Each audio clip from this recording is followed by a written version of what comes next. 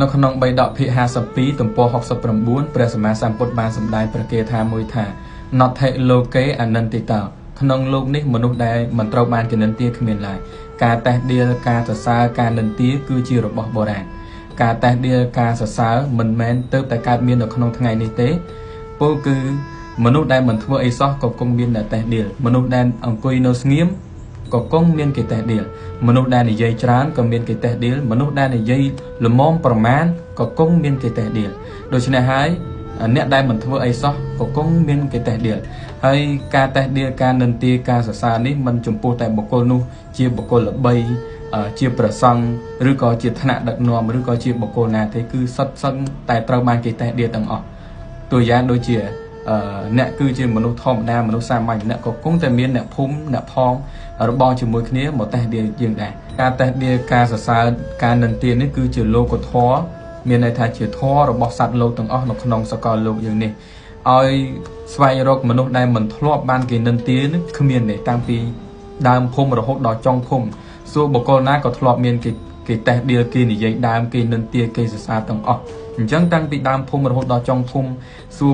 ពីមនុស្សក្មេងរហូតដល់មនុស្សចាស់សុទ្ធសឹងតែធ្លាប់គេនិន្ទាធ្លាប់គេតេះដៀលធ្លាប់គេសរសើរដូចគ្នាទាំងអស់អញ្ចឹង